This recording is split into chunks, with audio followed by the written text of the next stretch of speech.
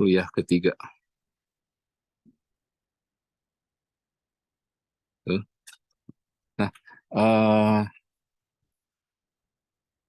kita saat ini akan membahas tentang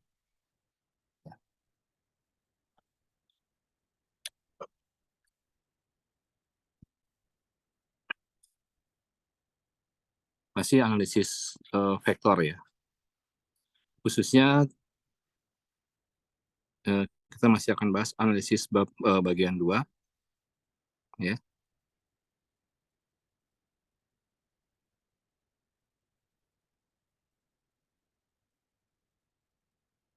Vektor bagian 2. Kalau yang kemarin itu yang bagian pertama, itu tentang membicara tentang apa itu besaran vektor ya, sifatnya review, kemudian vektor satuan, kemudian bagaimana cara apa ya operasi elementer pada besaran vektor, ya, yang lalu. Sifatnya review dan ada tambahan itu tentang diadik ya, mungkin itu hal yang baru Anda dapatkan ya, nggak apa-apa, itu tambahan. Nah, pada kuliah ketiga ini kita akan membahas analisis vektor yang bagian 2, itu khusus tentang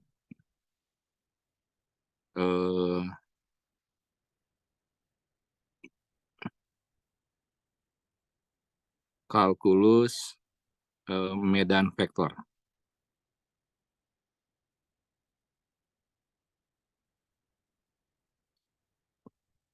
Nah, kalau udah bicara kalkulus, berarti itu akan bisa tentang diferensial dan integral.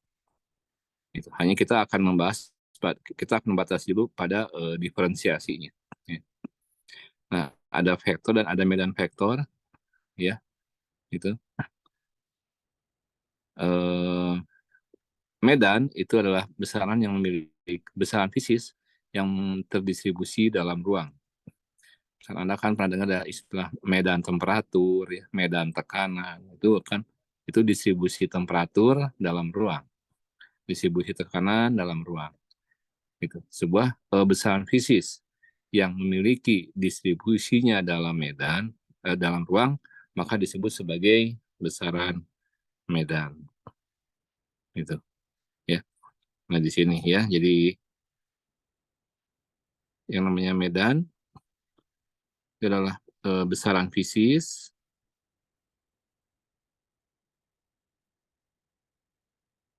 itu yang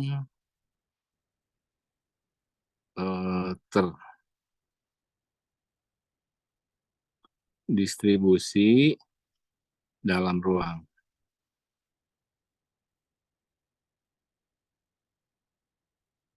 Itu. Misalkan kalau suhu, ya, suhu, ya, dia terdistribusi dalam ruang, itu ya, maka katakan sebagai misalkan fungsi dari ruang X, Y, Z, itu. Terus tekanan, misalkan, dia pun terdistribusi dalam ruang, itu. Nah, biasanya eh, apa ya? Biasanya pernyataan terdistribusi ini biasanya di dalam bentuk kontur, gitu kan? Kontur temperatur, kontur tekanan. Ya. Nah itu sudah menyatakan bahwa dia adalah besaran medan. Ya. Angin pun juga terdistribusi dalam ruang. Ya. Adalah angin, gitu, maka dia terdistribusi dalam ruang, gitu. Dan sebagainya. Terima kasih ada medan suhu, medan tekanan, medan angin, gitu. Ya, oke ya. Nah, yang akan kita bahas adalah tentang diferensial dari besaran vektor.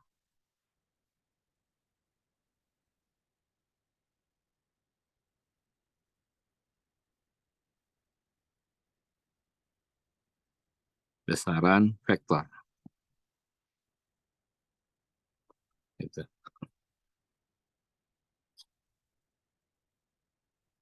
Nah, kalau kita punya sebuah fungsi, misalkan fx-nya x kuadrat,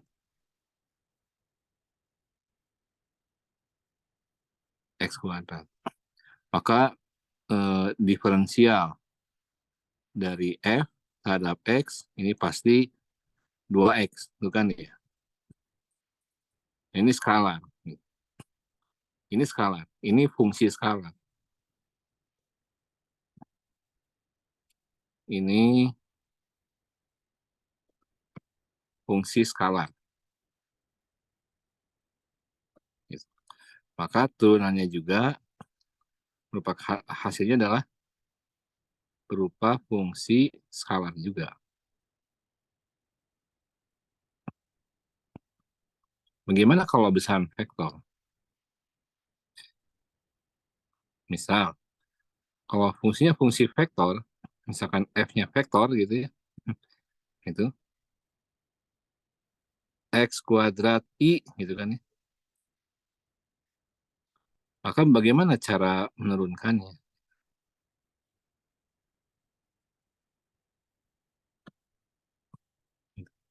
Ya, berarti ini sama dengan menurunkan. Ini kayak dipandang sebagai perkalian dua buah fungsi, x kuadrat dengan i. Berarti apa di sini? Diturunkan dulu x kuadratnya terhadap x ya. Ini i ditambah x kuadrat dx. Gitu. Nah ini jadi 2x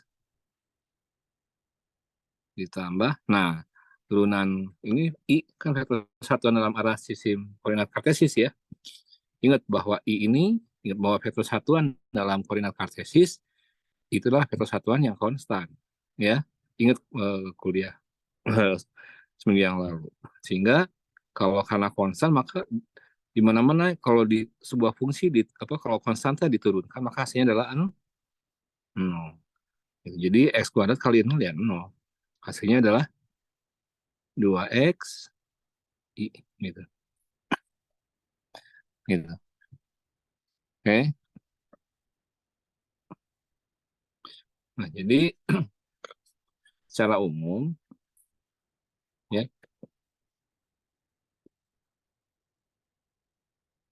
Nah, secara umum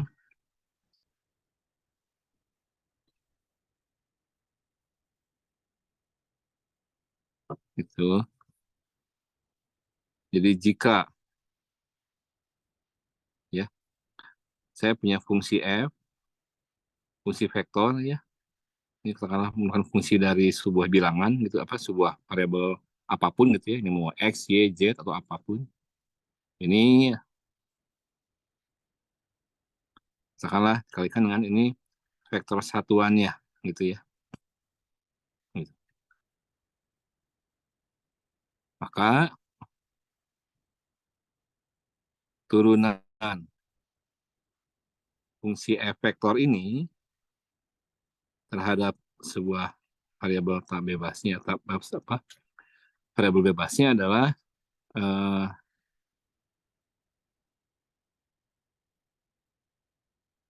ditambah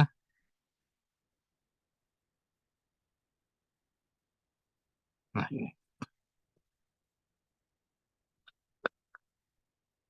Nah, ini kan ini ya pada umumnya tidak nol gitu. Nilai ini pada umumnya tidak nol gitu. Kecuali pada sistem koordinat kartesis gitu. Kenapa? Karena vektor satuan ini dalam sistem koordinat sembarang itu merupakan vektor yang tidak konstan.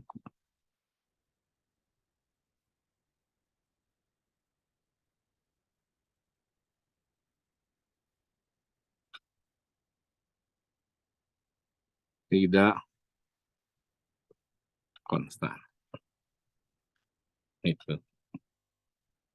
ya. Itu contoh kayak polar. Polar kan contoh ya. Contohnya contoh-contoh dari ini ya, contoh dari ini misalkan vektor satuan dalam koordinat polar atau silinder ya,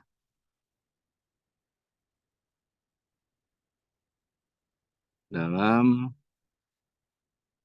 sistem koordinat polar. Katakanlah ya, polar ya. Itu kan waktu main apa di sini? Ada R topi dan theta topi ya. Ingatnya kemarin ya. Jadi kalau saya punya apa namanya? XY. Nah, yang ini tuh kan ini si theta ini ke sana kan ya. Yang ini nah, efek persatuan dalam potensial. Gitu. Itu kan? Ya, gitu. Nah, kan tahu bahwa apa namanya? Ini karena titik A di sini. Kalau titiknya A-nya di sini, gitu ya, karena titik B, maka si vektor satuan R-nya kan ke sana. Betul nggak? Ya. Dan vektor satuan tangensialnya adalah sana. Gitu. Jadi dia bervariasi arahnya, beda-beda. Gitu. Sehingga vektor R, vektor radial, dan tangensial ini merupakan vektor yang apa namanya, yang berubah-ubah, ya, yang tidak konstan. Oke, okay.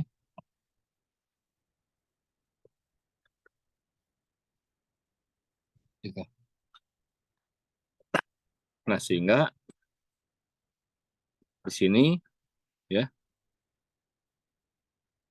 vektor satuan R dan ini itu bukan vektor satuan yang konstan.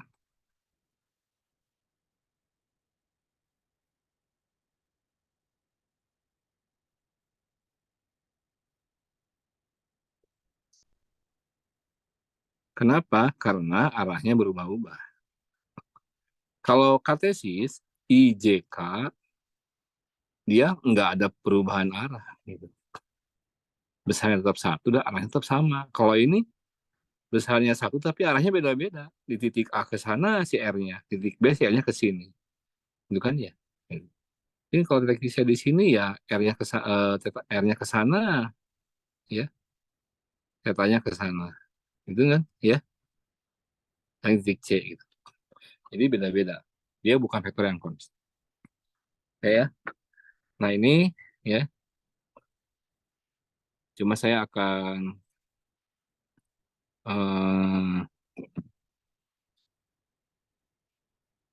nah, baik ya. Saya akan membatasi pada sistem koordinat kartesis aja. Ya, untuk polar ini nggak akan saya. Ya, ini sebagai pengantar. Baik. Nah, sekarang dalam kalkulus vektor, khususnya topik tentang diferensiasi fungsi vektor, ini ada yang namanya konsep tentang turunan berarah.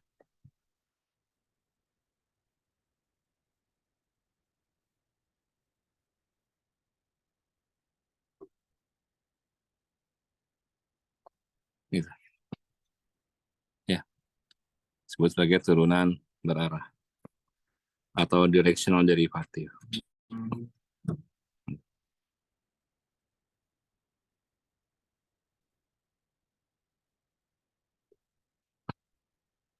Ini gagasannya begini. Ini saya punya, katakanlah ini dalam sebuah ruangan, ya, gitu.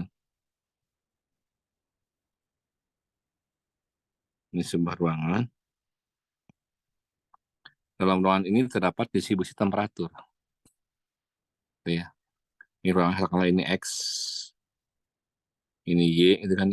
berarti dari atas gitu ya. Nah, di sini misalkan saya punya, di sini ada distribusi suhu gitu. Misal inilah ya suhunya ya. Distribusi suhunya gini katakanlah. Semakin jauh, semakin berkurang. Gitu. Nah, kita katakanlah berada pada titik A, katakanlah di sini atau di sinilah gitu ya. Saya ingin menentukan bagaimana laju perubahan temperatur terhadap jarak ya sepanjang dari A katakanlah ke B sini dan dari A ke sini gitu. Saya di sini gitu. Ini kan pasti beda nilainya ya. Jadi laju perubahan temperatur terhadap jarak kayak S ya dalam arah AB dengan laju perubahan temperatur terhadap jarak dalam arah AC. Ini akan sama? Ya tidak. Ini tidak akan sama. Oke, ini nggak akan sama.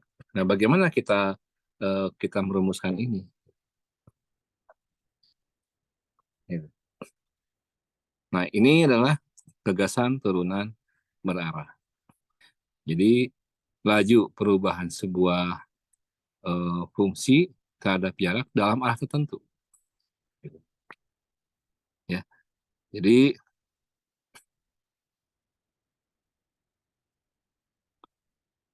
turunan berarah ini adalah bagaimana laju perubahan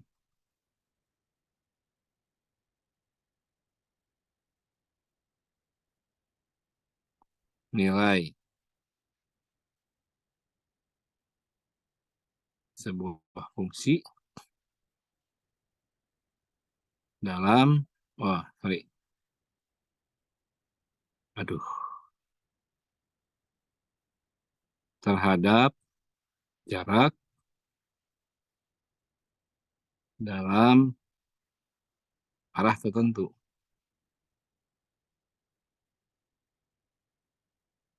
Nah, ini.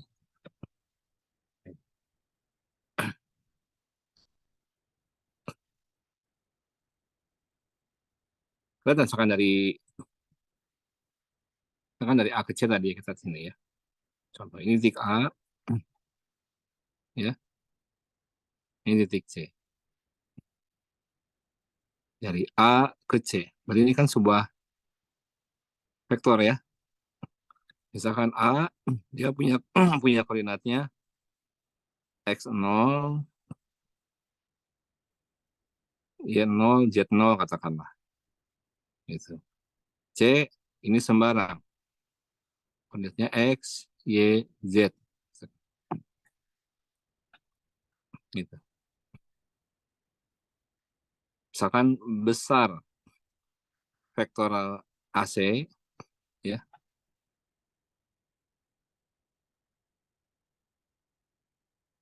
vektor AC, yaitu ini besarnya, misalkan S. Nah, gitu. Oke. Dan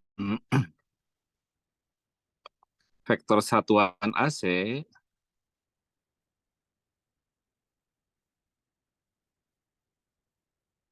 ini adalah katakanlah AC gitu. Nah, dari definisi vektor satuan ya. Nah, sekarang dari definisi vektor satuan kita tahu kan ya, ini berdasarkan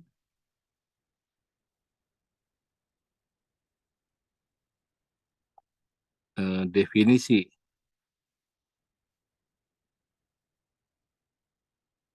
vektor satuan, kan ya? Jadi kan vektor satuan dalam arah AC itu kan ya, itu akan sama dengan apa di sini? Besar apa vektor AC-nya dibagi dengan besar vektor C. Kan ya? Itu. Nah, berarti di sini nah itu kan. Nah, di sini vektor AC-nya kalau diketahui koordinatnya A dengan C, maka vektor AC-nya adalah pasti di sini X dikurangi X0 I ditambah Y dikurangi Y0J ditambah Z dikurangi Z0K. Gitu. Jadi besar AC diketahui adalah S. Bukan ya? Dan vektor satuan AC juga diketahui, katakanlah ini komponennya dalam koordinat kartesis adalah misalkan AI plus BJ plus CK gitu ya. Nah, di sini dari definisi vektor satuan itu, maka di sini AC-nya vektor AC ini adalah besar AC ya, besar vektor AC dikalikan dengan vektor satuannya. Oke. Tadi AC ini adalah ini kan, ya. Ini adalah X min X0I itu kan ya, ditambah Y min Y0J ditambah Z min Z0K. Ini sama dengan besar AC ini kan S ya. S kalikan ini nih. Ini kan tadi ini. Ya. Jadi di sini S AI plus BJ plus CK. Gitu. Ini kalau dikalikan ini menjadi apa di sini? ASI plus BSJ plus CSK. Gitu. Oke. Nah, ini kan jadi kesamaan vektor nih. Kalau dua buah vektor sama, maka si komponennya sama. Jadi komponen I dari sini adalah ini, akan sama dengan yang ini. Gitu. Oke ya? Gitu. Yang J akan sama dengan ini. Gitu. Komponen K akan sama dengan ini. Gitu. Jadi di sini kita bisa jadi simpulkan bahwa si X-nya X min X0 dengan A kali S. Ya, kalau di sini X-nya adalah X0 tambah AS. Y min Y0 sama dengan B kali S. Sehingga di sini Y-nya adalah Y0 tambah B kali S.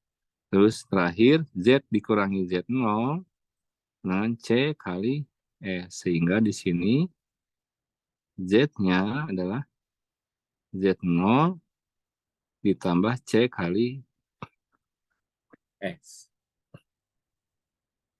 Gitu. Nah, sementara di sini kan katakanlah kita bisa tentang suhu ya. Suhu di titik A dengan di titik B beda. Kan ya? Dengan titik C beda. Gitu. Maka di sini si suhu juga dia memiliki distribusinya dalam ruang. Gitu. Sementara kita tahu bahwa suhunya itu terdistribusi dalam ruang. Gitu. Oke. Nah, kalau kita mau mendiferensialkan ini, ya, suhu ini sama dengan laju perubahan suhu terhadap sumbu X kalikan dx ditambah laju perubahan suhu terhadap sumbu Y kalikan dy ditambah laju perubahan suhu terhadap Z kalikan dz. Nah, ini turunan yang kayak gini, ini dikenal sebagai turunan parsial. Artinya dia diturunkan hanya terhadap X saja. Gitu. Yang ini diturunkan terhadap Y saja. Yang ini diturunkan terhadap Z saja. Gitu. Namanya turunan parsial. Gitu ya. Nah, tadi kan si X-nya itu adalah X0 plus AS. Itu kan ya. Ininya konstan, A-nya konstan, S-nya nggak konstan. Maka di sini, kalau saya diturunkan terhadap X, maka ini 0, hasilnya pasti ini adalah A kali DS. Demikian pula tadi yang Y. Y kan sebenarnya Y0 tambah BS. Jadi DY-nya sama dengan B kali DS. Z-nya sama dengan Z0 ditambah CS. Maka DZ-nya sama dengan CDX. Nah, yang DX ini, DY ini, DZ ini gantikan oleh ini. Gitu. Jadi, di sini si DT-nya adalah dengan dot do X. DX-nya jadi A DS. Ditambah dot do Y kalikan B DS. Ditambah dot do Z kalikan C DS. Nah, ini kalau saya bagi dengan DS semua, ini pasti jadi DT DS. Laju perubahan suhu terhadap jarak. Gitu. Ini menjadi, ini tekanlah A, kalau depan aja ya, dot T do X plus B dot T do Y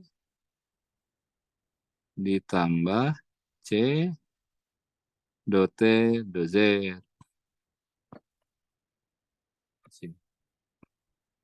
Itu. Nah, ini kan sama dengan perkalian titik antara AI plus BJ plus CK. Ini didotkan dengan ini kan I dot T dot X ditambah J dot T dot Y ditambah K dot T dot Z. Nah, yang ini apa ini? Ini adalah tadi I plus BJ plus CK. Ini adalah vektor satuan dalam arah AC di sini. Vektor satuan dalam arah AC. Nah, yang ini ya, ini bisa ditulis sebagai disebut sebagai gradien dari suhu. Gitu. Disimbolkan oleh ini nih. Nah, gitu. Ya, di mana ini disebut sebagai operator gradien. yang dalam koordinat apa? Yang dalam koordinat kartesis ini diberikan oleh I ya, do X plus J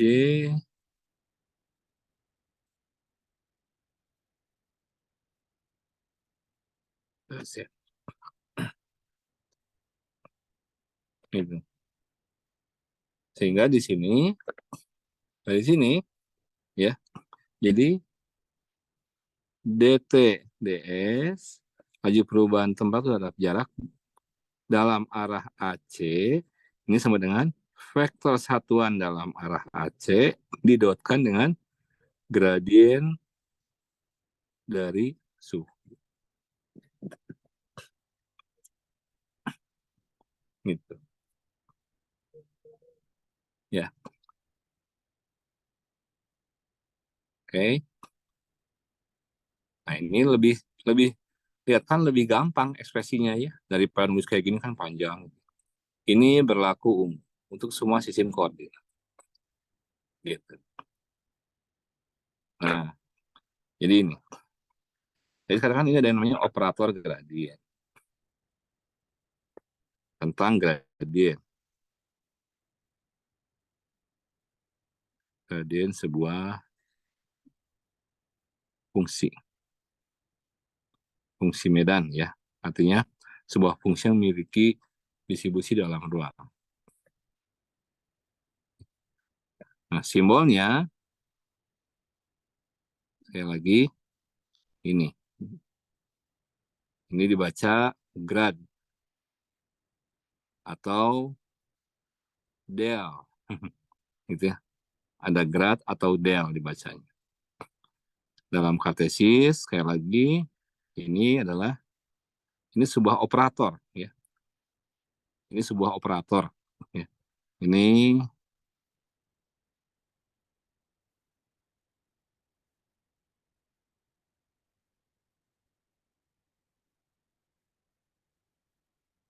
gitu. Gitu.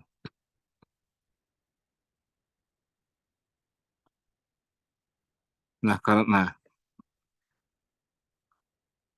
ini gradien suhu. Suhu kan besaran skalar, tapi ketika suhu digradienkan, maka ini hasilnya adalah besaran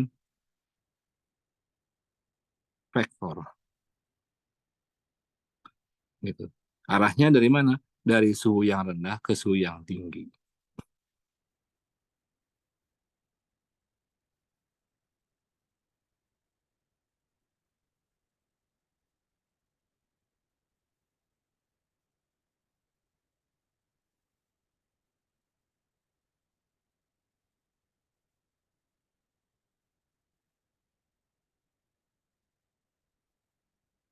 Gitu. Jadi kalau nah bagaimana cara menggambarkan gradien suhu? Ya, jadi kalau kita punya kontur nih ya, nah ini tekanlah 10 derajat Celcius, ya. Di sini 11 derajat Celcius. Bagaimana cara menggambarkan vektor gradien suhu di titik A? Misalkan A-nya di mana? Misalkan di sini, di titik A. Gimana cara menggambarkannya? Ya, arahnya kemana? Gitu. Nah, pertama kali yang harus Anda buat adalah buat garis yang menyinggung kontur ini di titik A. Buat aja garis yang itu sembarang aja. Misalkan ini garis yang menyinggungnya nih. Oke. Nah, kemudian cari garis yang tegak lurus ini. Yang tegak lurus garis singgung ini. Gitu. Misal, tegak lurus lah, katakanlah gini nih. Nah, tegak lurus kan. Nah, sekarang dia tinggal menentukan arahnya. Apakah ke sana arahnya atau ke sini kan.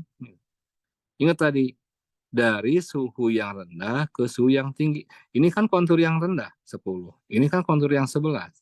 Berarti ke ini. Nah, kalau di titik sini misalkan, di titik B di sini atau titik sini lah katakanlah ya. Ini B, bagaimana gitu ya? Gambarkannya. Cara menggambarkan gradien suhunya. Ya sama, Anda buat garis yang menyinggung titik B sini, kira-kira gitu kan ya. Nah, kemudian buat garis yang tegak lurus, kira-kira arahnya ke sini. Gitu. Oke ya, ini adalah gradien arah dari gradien temperatur. Arahnya dari yang rendah ke yang tinggi. Nah, apakah dalam meteorologi ini digunakan? Jelas, ya, sangat digunakan. Dalam dunia meteorologi, Anda ingat ya,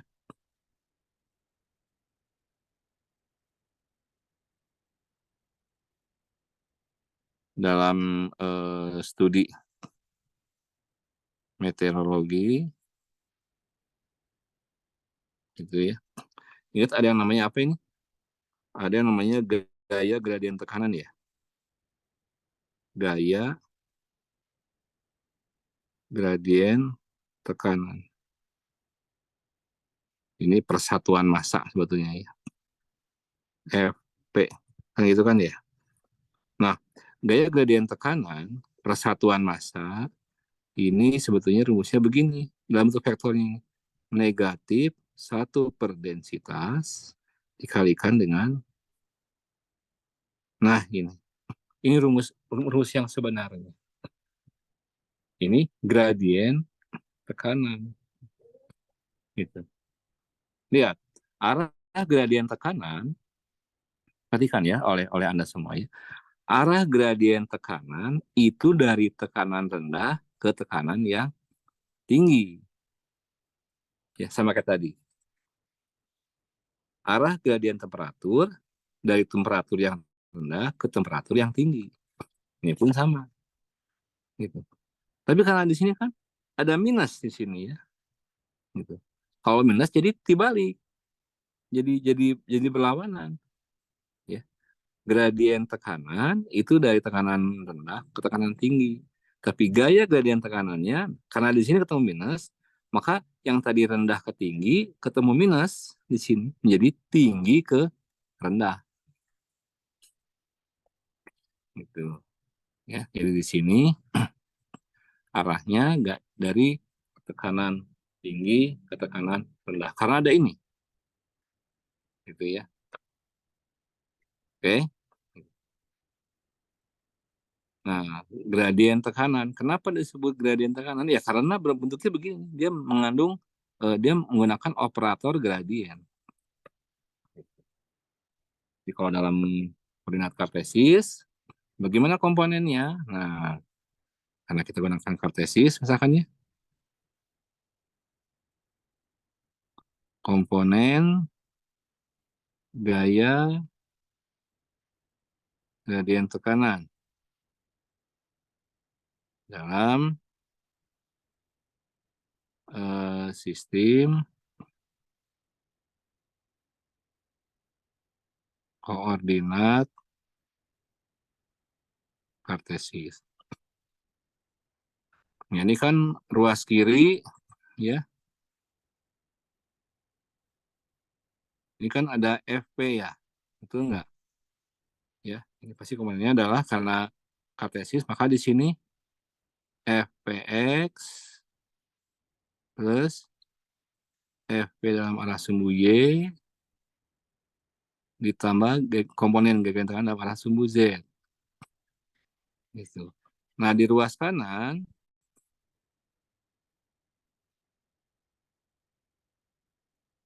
ini ada minus 1 per, gitu kan. Ini kan minus 1 per densitas. Ini kan kita di gradien dari T. Ya, gradien dari T kan kayak gini. Tuh. I do T do X tambah J do T do Y tambah K do T do Z. Nah, ini untuk T, untuk suhu. Nah, sekarang ini kan untuk tekanan, ya ganti aja T-nya dengan tekanan, dengan P. Gitu sih. Maka ini menjadi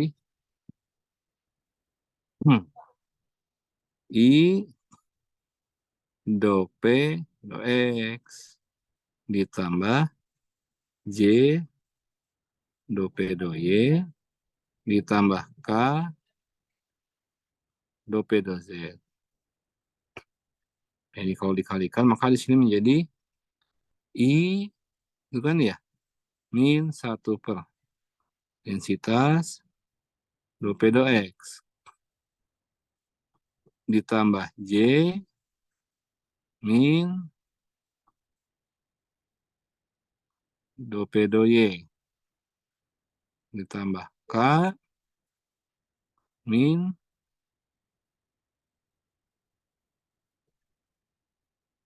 gitu. Nah, karena kiri dengan kanan ya, maka di sini komponennya apa di sini? Jadi F komponen gaya gradien tekanan pada arah sumbu X dalam arah zonal adalah sama dengan ini kan, ya. Min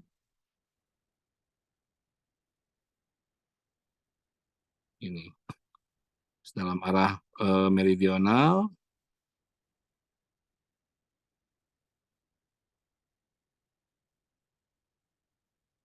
dan dalam arah vertikal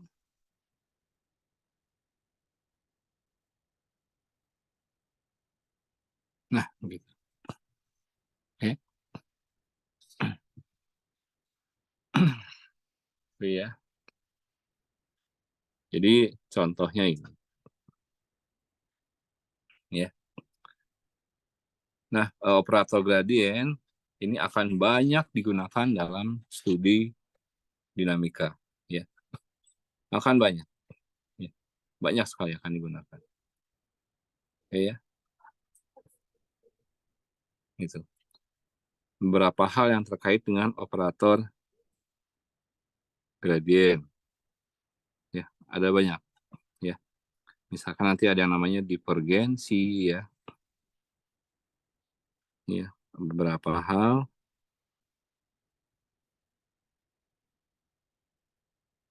penting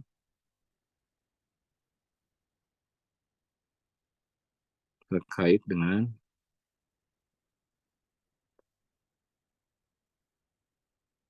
operator gradien. Itu. Yang pertama ada yang namanya divergensi. Divergensi dari medan vektor. Ini, nah, tuh, ya, didotkan dengan sebuah medan vektor A, anak-anak. Ini hasilnya adalah do A X, do X, tambah.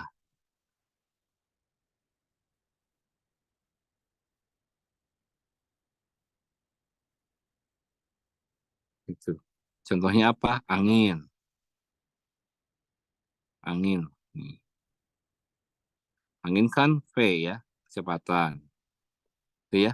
Dia kan punya komponen apa? Zonal, meridional, dan vertikal. Gitu. Maka yang ini adalah divergensi dari angin. Ini pasti do U do X. Ini kan jadi AX-nya. Ini AY-nya, ini AZ-nya kan. Terapkan yang ini, maka jadi seperti ini.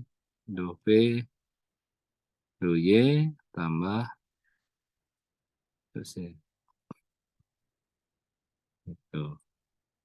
Nah, divergensi, ya, ini namanya divergensi medan angin. Gitu. Nah, divergensi ini menyatakan banyak hal, ya, gitu. Apakah angin itu akan apa ukuran ini ukuran penyebaran?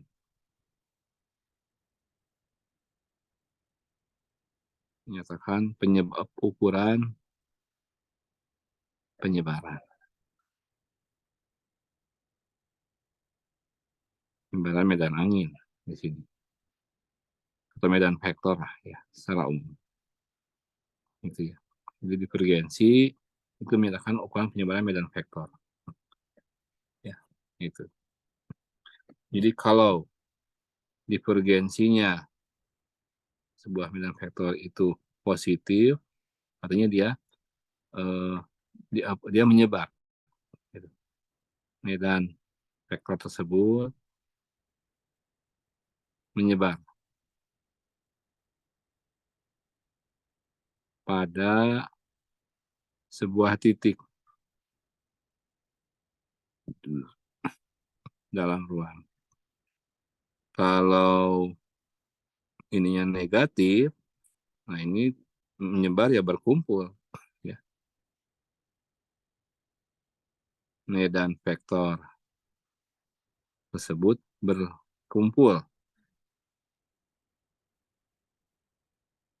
pada sebuah titik.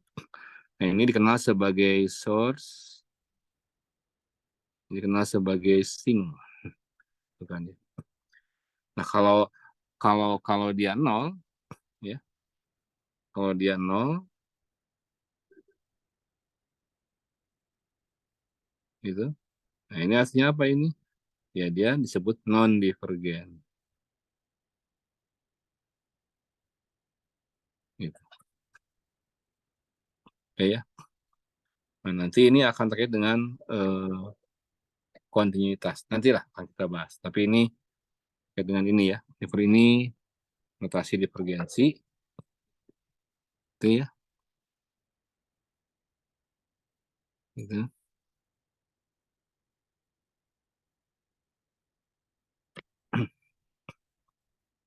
Terus ada yang namanya Curral, selain divergensi ada yang namanya Curral, medan vektor.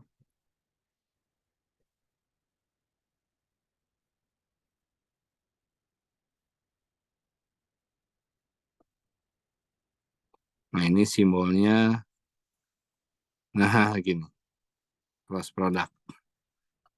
Ya, ini Curral. Gitu. Dalam angin, nah Curral dari medan angin itu menyatakan rotasi dari angin. Jadi kalau Anda lihat ada baling-baling muter, itu tanda bahwa angin itu bisa berotasi. Walaupun geraknya lurus. Gitu. Ya, gitu. Nah, ini dalam dinamika. Ya, dalam dinamika, ya, ini dinamika meter atau dinamika atmosfer. Nah, Curral ini menunjukkan ukuran rotasi angin. Gitu. Jadi kalau ini permukaan, gitu kan angin kan ini ya, angin kan makin ke atas semakin cepat, betul nggak? Ya. Nah kalau di sini ada apa? Ada kincir, gitu kan ya, gitu ya, ada kincir nih, gitu. Dia pasti si kincir ini akan muter ke sini kan? Ya, betul nggak? Muternya ke sini, salah jarum ya. Padahal anginnya lurus. Nah ini tanda bahwa Curral dari medan angin itu tidak nol. Jadi angin itu apa ya? Dia mampu berotasi. Nah ini akan dibahas nanti pada bab tentang sirkulasi dan vortisitas. Ya, tapi notasi tentang ini saya berikan.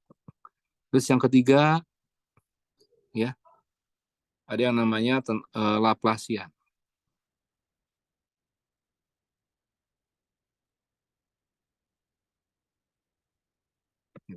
Kalau Anda waktu belajar kalkulus ada yang namanya turunan pertama dan turunan kedua, nah, maka Laplacian itu adalah turunan kedua untuk persoalan operator gradien. Gitu. Jadi simbolnya ini, nah, gitu, Laplacian. Jadi kalau ini adalah misalkan ini sebuah fungsi sembarang, ya medan. Ini pasti begini gradiennya, gitu ya, dalam sinkronal kartesis ya.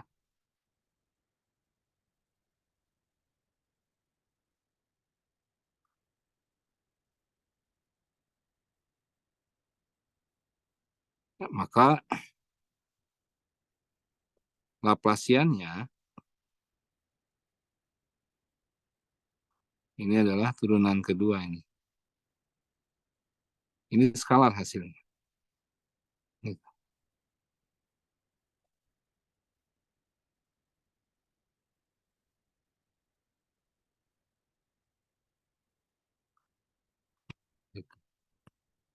Perhatikan, gradien fungsi skalar ini vektor.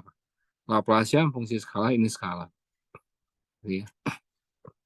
Nah ini akan banyak digunakan misalkan nanti ketika membahas gaya viskos. Ya, ya. Operator Laplasian ini digunakan misalkan untuk dalam gaya viskos.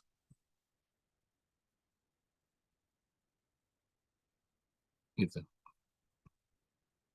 Ya. Gaya viskos itu ya untuk komponen dalam arah sumbu X ini diberikan oleh ini adalah viskositas kinematik ya kalikan Laplasian U. Gaya viskos dalam arah sumbu Y ini viskositasnya P, dan dalam arah sumbu Z ini adalah nah akan digunakan.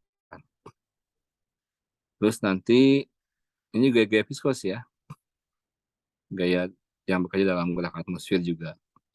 Terus digunakan juga dalam pembahasan gerak gelombang, gitu ya, gelombang atmosfer. Gerak-gerak gelombang itu akan menggunakan Laplace dalam bentuk notasi ini. Nah begitu. Oke, kita istirahat dulu sebentar ya.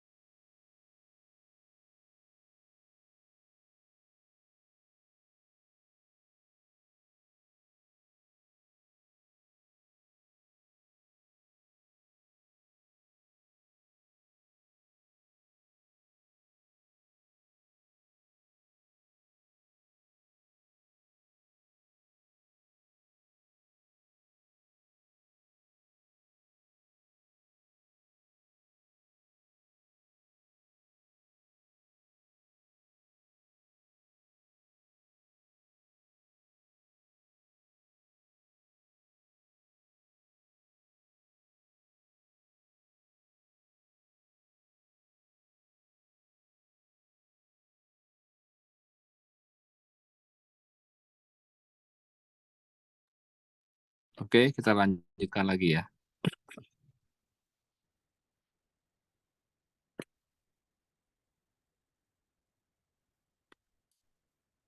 Nah, ini tentang operator gradien ya, dan hal-hal yang terkait dengan operator gradien. Nah, sekarang yang ketiga ada yang namanya gradien medan angin.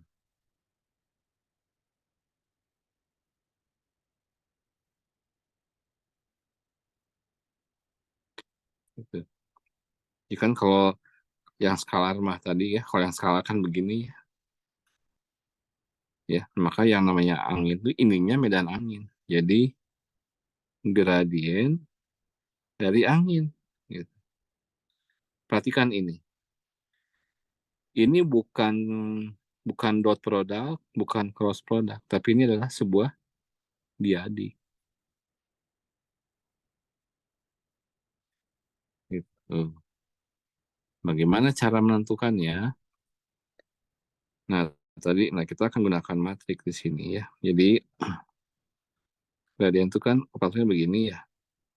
I do X plus J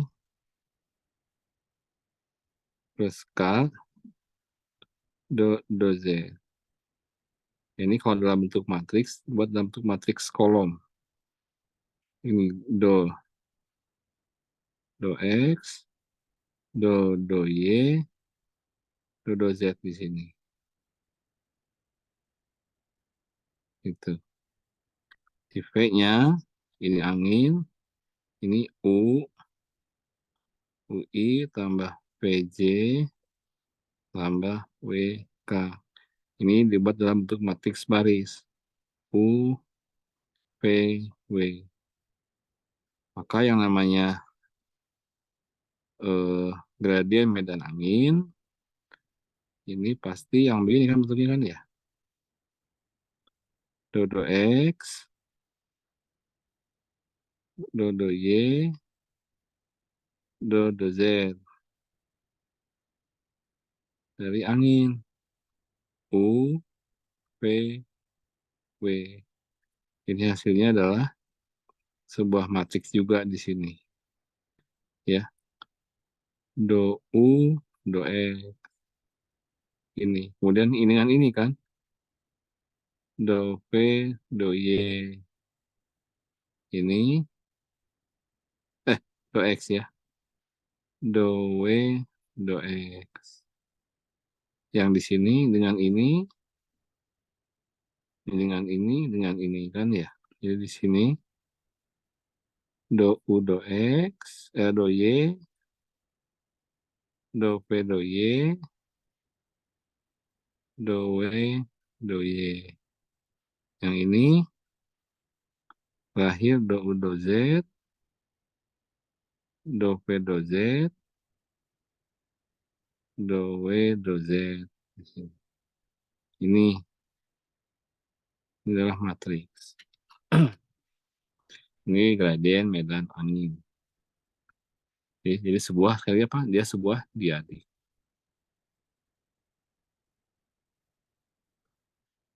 Begitu ya. Dan angin. Nah, sekarang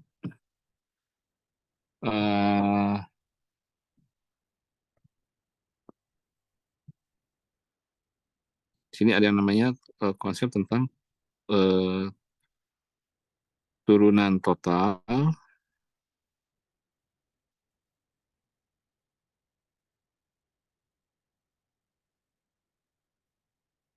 dan turunan lokal.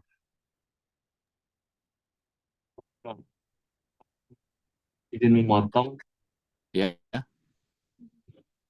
Untuk kertas bagian akhir kita terlihat karena mungkin bisa agak digeser ke bawah sedikit Pak.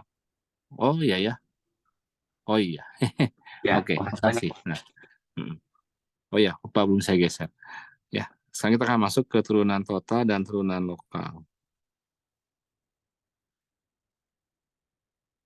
Nah, turunan total dan turunan lokal. Nah, ini sebetulnya ini adalah sebuah konsep yang mengaitkan antara perspektif Lagrange dan perspektif Euler. Ini adalah konsep ya. Ini konsep yang menghubungkan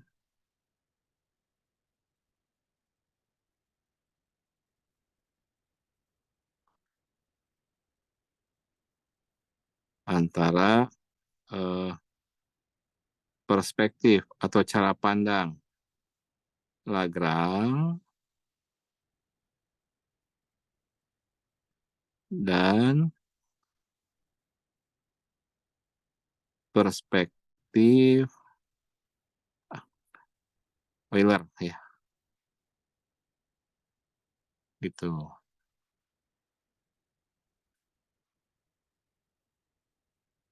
Oke, kita kan tahu ya bahwa eh, yang namanya angin itu kan ya, kita kan kita melihat gerakan angin itu kan sebenarnya kan gerakan dari sekumpulan ya elemen-elemen udara itu kan ya, apa yang disebut sebagai parcel gitu.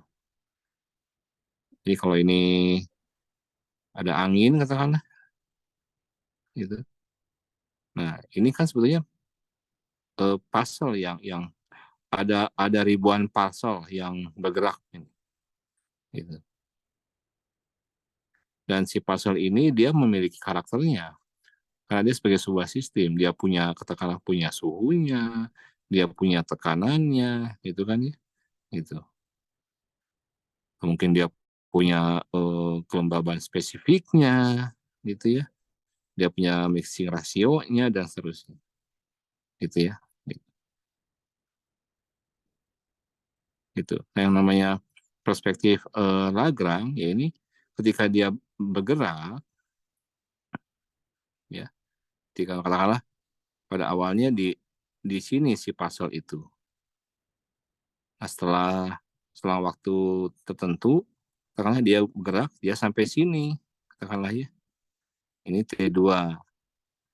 Maka di sini, katakanlah suhunya juga bisa berubah sampai di sini. Tekanan pun akan berubah. Sehingga kita bisa menunjukkan bagaimana laju perubahan suhu terhadap waktu, gitu kan ya. Atau laju perubahan tekanan parcel ini terhadap waktu ketika dia berubah dari awalnya di T1 sampai ke T2 gitu. Nah, ya. Nah, perspektif yang demikian itu disebut sebagai perspektif Lagrange. Jadi misalkan berapa perubahan suhu terhadap waktu gitu. Atau berapa perubahan tekanan terhadap waktu. Ini yang ini dalam parcel yang bergerak dari sini sampai sini. Ini namanya perspektif Lagrange. Ditulisnya begini, D, DT, D, DT. Ini perspektif Lagrange. Nah, sementara yang Euler ya, itu pada satu titik gitu. Jadi bayangkan kalau misalkan ini ada angin ke sana katakanlah ya. Di sini ada apa namanya? Data data perekam kalau ini karena ini sini ada data yang merekam suhu misalkan di sini ya. Gitu. Gitu. Di sini kan ada ribuan parcel udara yang melewati titik ini katakanlah ya. Dan setiap fase udara itu memiliki temperatur yang beda-beda. Maka di sini pun akan di titik ini ya si alat ini akan merekam perubahan temperatur akibat banyaknya pasal yang lewat sini. Kebayang nggak? Ya, gitu. Nah, aduh,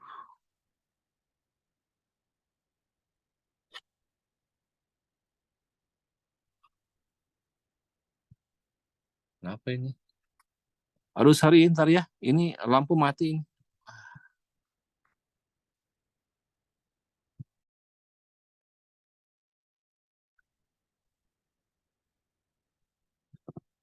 Nah, di sini kan ada udah nyala nih. Nah, di sini banyak ribuan parcel yang melewati ini. Itu kan ya, yang melewati titik ini. Sehingga di titik ini pun ya, di sini akan merekam ya bagaimana laju apa akan merekam variasi temperatur katakanlah kalau setiap pasien buat temperatur atau dia punya tekanannya. Maka di sini di titik ini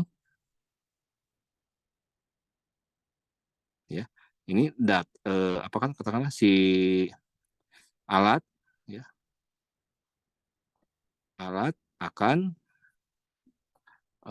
merekam itu kan ya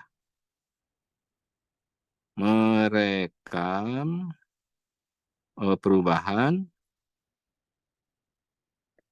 suhu misalkan misal atau tekanan gitu. Makanya di titik ini maka pasti ada grafiknya gitu kan ya. Katakanlah kalau ini suhu maka akan ada grafiknya katakanlah mungkin begini grafiknya betul nggak? Kalau tekanan mungkin begini ya misal katakan astagfirullah.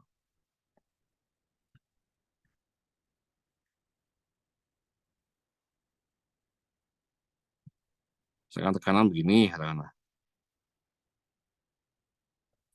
tuh ya. Nah, ini kita bisa mengetahui bagaimana laju perubahan suhu atau tekanan terhadap waktu, tapi di titik ini. Nah, cara pandang yang demikian disebut sebagai perspektif Euler. Jadi dari sini kita bisa mengetahui bagaimana narasinya, ya begini. Nah, yang ini gitu. Ya. Jadi kalau simbol DT ini untuk Lagrange, kalau yang gini ini untuk Euler. Gitu. Bedakan. Oke, gitu. Ya. Nah, faktanya kita dalam fakta di lapangan kita kan menentukan kita kan tidak menentukan berapa perubahan temperatur atau perubahan tekanan dari fase yang bergerak kan, tapi yang kita bisa tahu adalah bagaimana perubahan temperatur atau perubahan tekanan terhadap waktu di sebuah titik ya. Titik ini kan stasiun meteorologi misalkan ya gitu ya, stasiun cuaca ya BMKG misalkan gitu. Nah, jadi semua stasiun cuaca itu yang ya itu semuanya dalam perspektif Euler itu. Sementara nanti hukum-hukum gerak yang mendasari gerak atmosfer, hukum kekekalan yang mendasari gerak atmosfer itu diturunkan dalam perspektif Lagrange. Nah, bagaimana cara kita eh, apa ya mempelajari lebih lanjut? Nah, berarti harus ada kaitan antara Lagrange dengan Euler gitu. Nah, perspektif Lagrange ini dikenal sebagai turunan total. Ya, sebagai turunan total yang ini.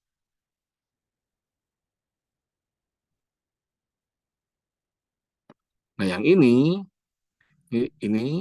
disebut sebagai turunan lokal.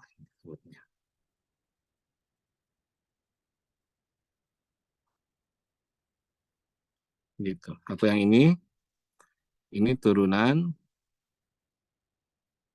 total. Yang ini turunan lokal. Ini perspektif Lagrange, ini perspektif Euler. Gitu. Ya, oke. Nah ini bagaimana eh, kaitannya, gitu kan? Bagaimana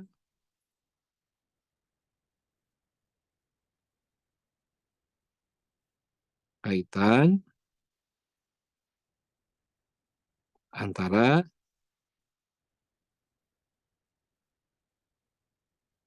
kedua perspektif tersebut?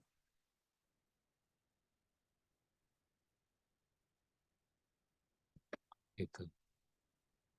Nah, kita tinjau tadi kasus suhu ya.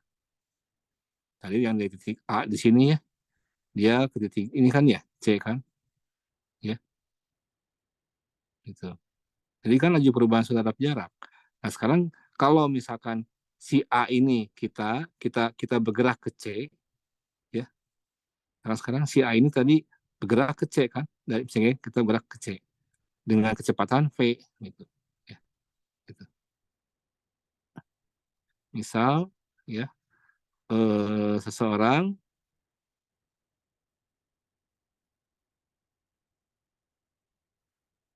bergerak dari A ke C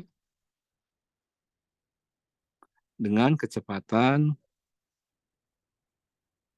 V, gitu. Gitu. Ini kan dia tadi kan ini kan panjangnya DS ya tadi. Berarti si DS itu adalah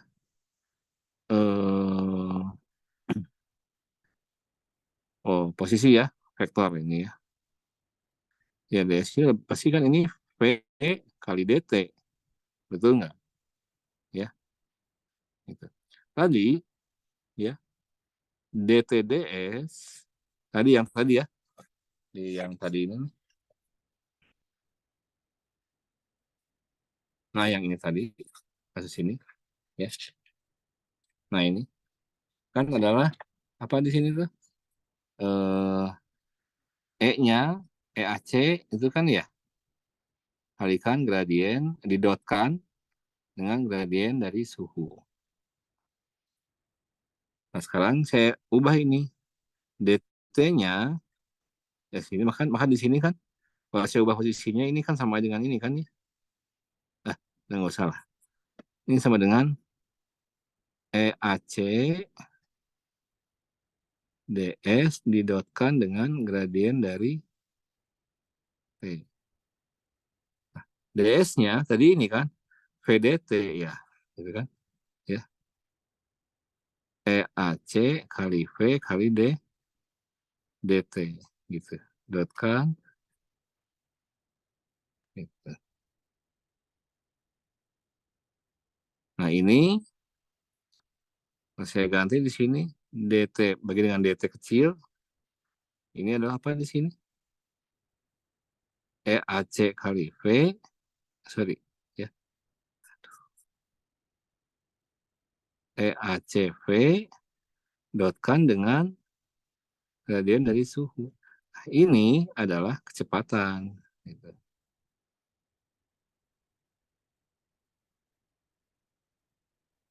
Ya, ini kalau dia bergerak. Gitu. Ya. Jadi sini si A itu, setelah kalau ini suhunya tinggi, ini rendah, maka seorang itu bergerak dari suhu tinggi ke suhu yang rendah. Ini disebut sebagai adveksi.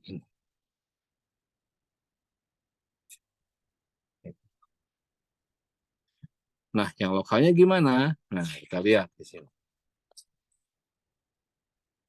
Ya.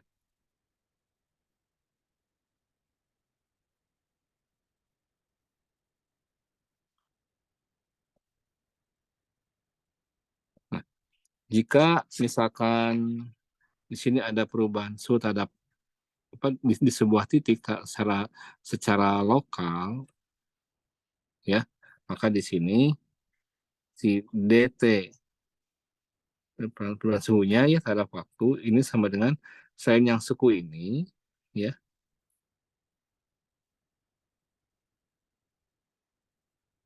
yang ditambahkan dengan, nah ini nih, ini ada perubahan suhu secara lokal di sini, baik di titik A maupun di titik C. Nah, ini perspektif Lagrange, ini perspektif Euler. Ya.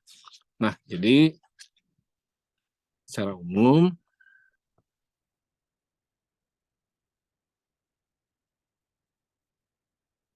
nah ini relasi antara Euler dan Lagrange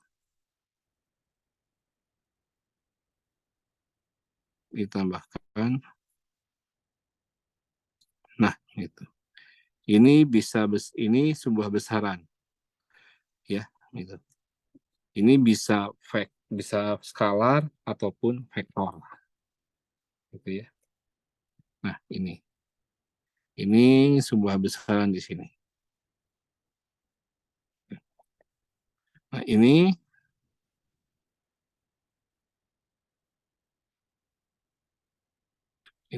bisa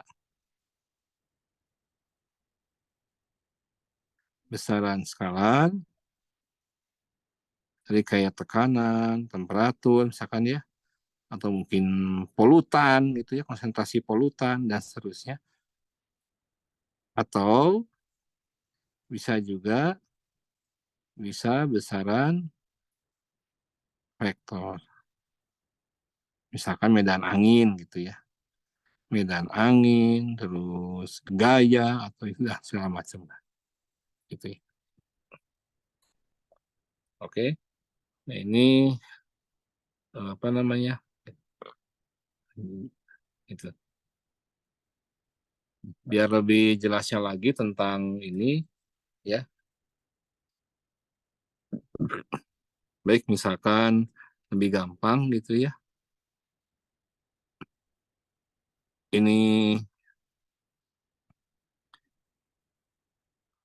si A, ini si B. A ini ada di lintang 45. Si B ini ada di lintang 80. Berarti B ini di daerah kutub ya. Oke ya. Ini daerah kutub. Ini permen ya, ini sekitar subtropis lah.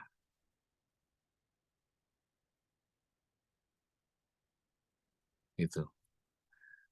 A, B. Si A ini ada dalam perahu, B pun dalam perahu. Gitu. Si B ini diam, ya. Si A ini bergerak nih, gitu. Ya, seorang bergerak, ada dua orang sedang melakukan pengukuran temperatur, yang satu diam, yang satu bergerak, gitu. Tapi si A ini bergerak ke B, gitu. Sekarang perahunya entahlah perahu zaman dulu kali ya, gitu. Sehingga misalkan dia berangkat pada tanggal misalkan 20 bulan 11 ya, tahun 2022, dan sampai di sini katakanlah pada saat tanggal 25 bulan 12. Karena gitu. Ini kan hampir sebulan lebih ya waktunya ya. Gitu. Lihat ini, waktunya sebulan kan. Dari November sampainya Desember. Si A itu berangkat dari A ke B. Nah, kalau kita lihat grafik suhu yang diukur oleh si A dan si B, itu ya,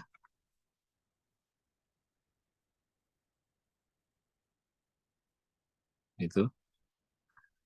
Pada awal di sini di tanggal 20 bulan 11 dan terakhirnya kan di tanggal 25 ya, bulan 12. Gitu. Ketika di awal pasti suhu yang diukur oleh A lebih tinggi daripada suhu yang diukur oleh si B, betul nggak?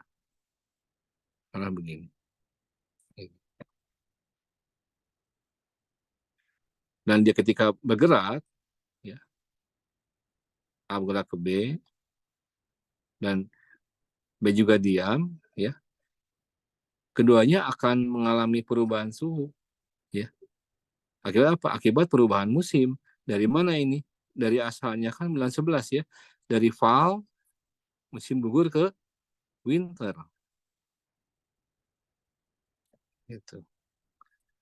Ya, gitu. Jadi sama-sama akan mengalami perubahan suhu, dan dia akan bergerak, akan berkurang suhunya. Yang jelas ketika A ketemu sama B, pasti suhu yang diukur oleh A akan sama dengan suhu yang diukur oleh B. Misalkan ini. Jadi kalau kita buat grafiknya, kira-kira akan gini nih grafiknya. Mungkin ya, gitu. Yang ini yang B, Kalau yang A mungkin ya akan begini. Nah, gitu. Ya. Kenapa ada perbedaan antara A dengan B? Nah, yang jelas pertama, ya, perubahan suhu yang dialami oleh B itu karena apa?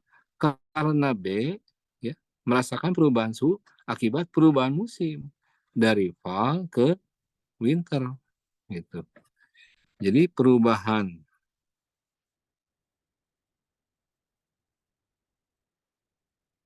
suhu terhadap waktu pada titik B itu disebabkan karena apa ini?